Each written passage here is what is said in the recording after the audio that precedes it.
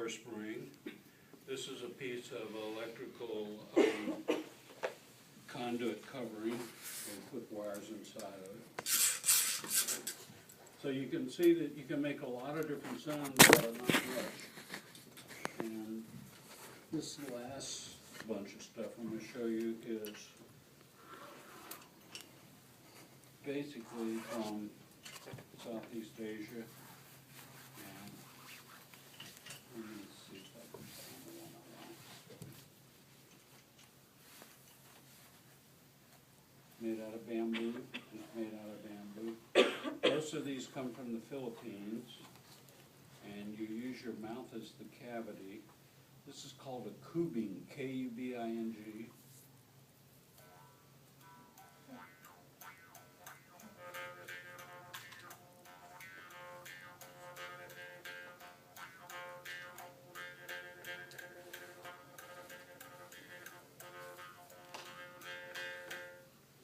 And they all sound a little bit different. I've got one that I like the best. Let's see if I can find that.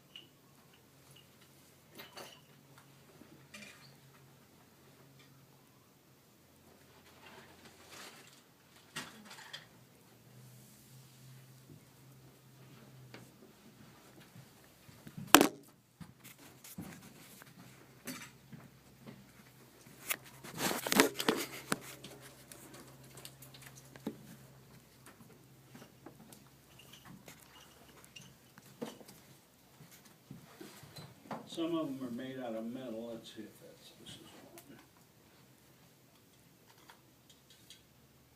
Yeah. Notice the different tone that the metal gives.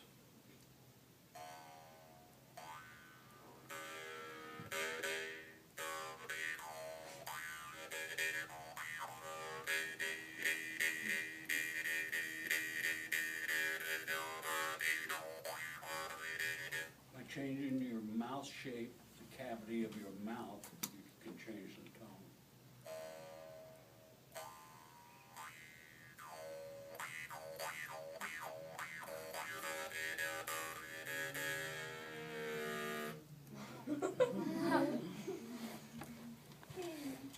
And then this last batch, I don't use much anymore because I haven't been working in a regular band. But I thought you might find this entertaining. These are all my little whistles, and it will tangle up, but this is a train whistle.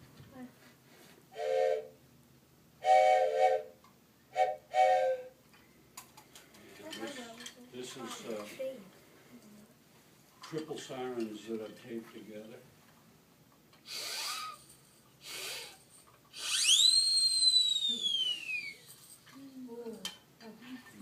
A standard whistle.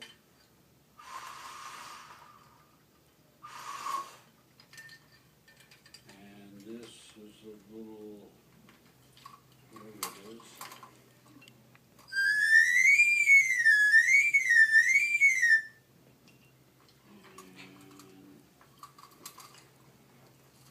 And this is an octarina.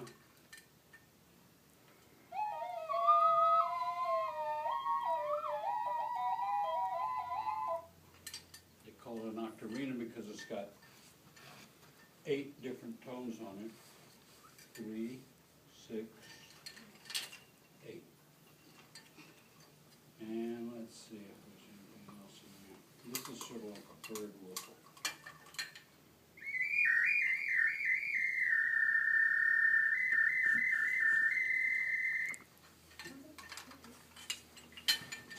So that kind of showcases some of the things that I make. When I was going through school, I had no idea what I was going to do when I finally got out.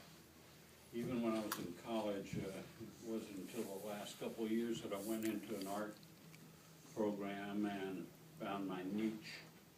And I still paint quite a bit, not as much as I used to before I started into this, because in order to make a living I need to sell these things, and I sell them through my website, which is www.waterphone.com if you wanna go take a look at all the stuff that I make. And, there are videos on there and music and stuff like that. Do you have any questions, anything you wanna know about any of this stuff? No? Yeah. How many instruments have you made? Like, Total instruments you mean that I've made? yeah, like A the waterphone I've probably made, between 500 and 600 since I started making them. Yeah. So for the waterphone, can you like make a sound with just one finger? Like, With one finger? With like one hand? You mean plucking it? Yeah.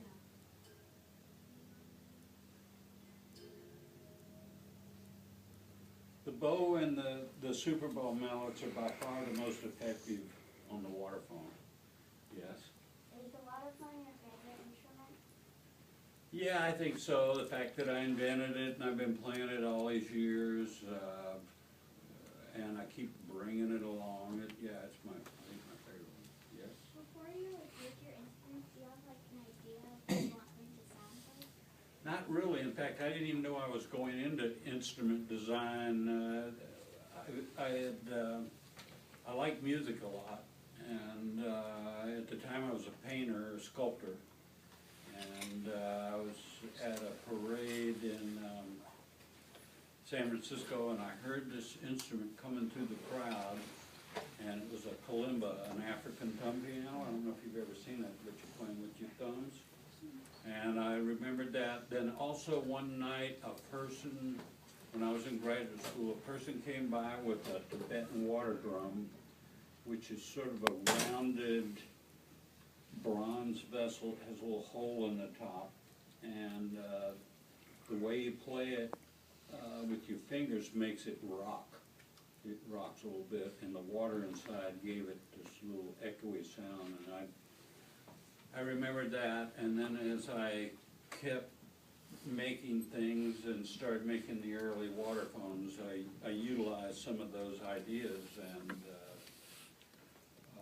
they helped me out. Yes. With the waterphone, do you have to refill the water every once in a while?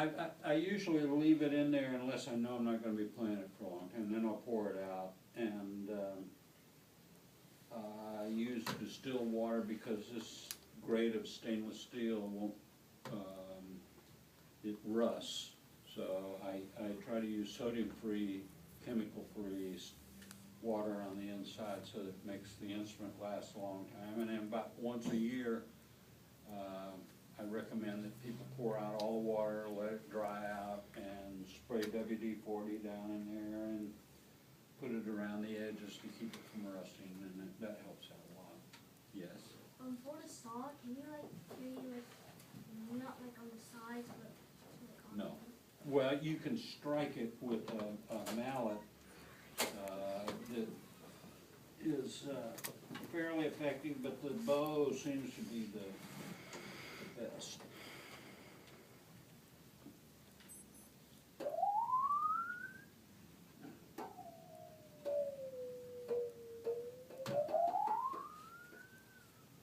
Yes.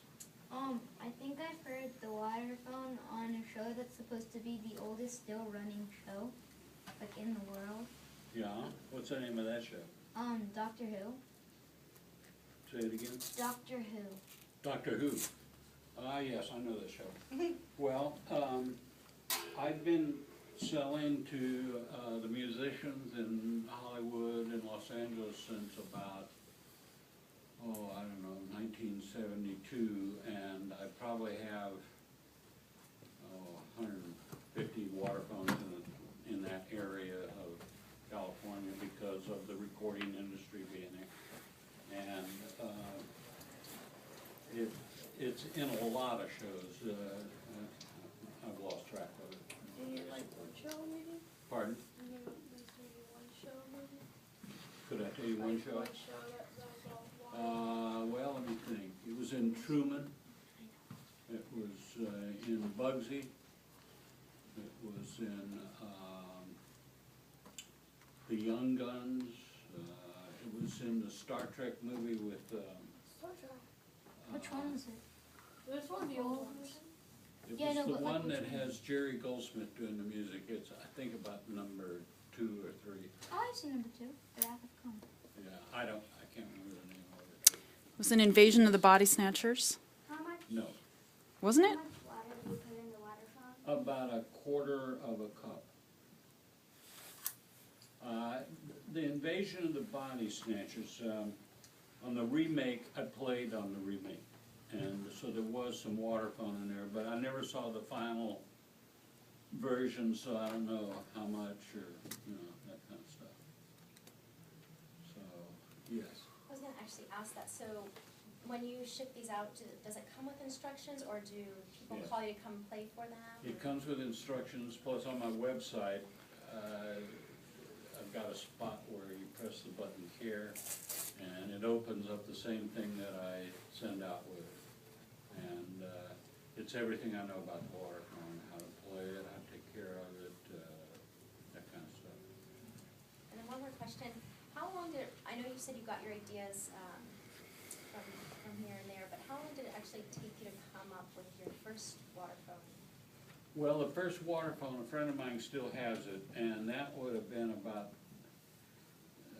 1970, 71, so it's back there a ways, 42 years. So to make your first one, like the design of it, like did you, Well, was it the like? very first one doesn't look like this. It's Okay. enamel bowls, it's got a hubcap top and a exhaust pipe from an automobile, so it's kind of rough looking compared to these. I moved into stainless steel because I was having problems with people copying me. I'm actually a 4th generation metal worker, though my dad had 2 different jobs. He was metal worker and then went to the resort hotel business. But my grandfather was a big influence on me in terms of he was very agile with his hands and his mind in terms of fixing stuff or, you know, making things, stuff like that. And I spent a lot of time with him. So that helped me out, I think, a bunch. Yes? Are all these instruments in analog? Are all these instruments what? Like computers like Amazon? No. I don't have, I'm not selling anything through Amazon. In fact, I stopped wholesaling because I was working twice as hard for half as much money. So I just retail out of my website now, and it works out really well. Yes. How much do you sell your waterphones for? This one sells for $1,300, and the bow and mallets and rosin are extra, another $115. So if you were to buy the whole shoot match, it costs you about $1,415 maybe. How many you want? Any other questions? Questions? Okay, you got any answers? All right, let's give Richard a big round of applause.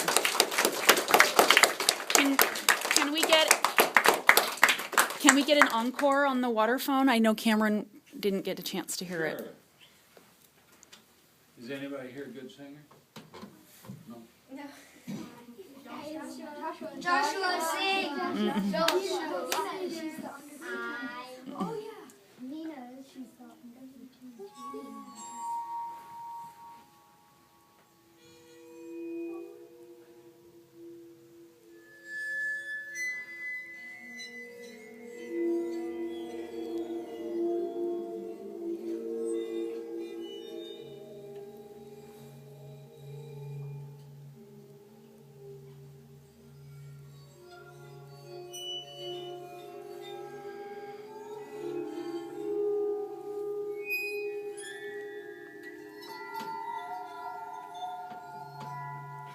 If you like ghost movies, the Waterphone is used a lot in ghost movies. Usually when the ghost shows up, you hear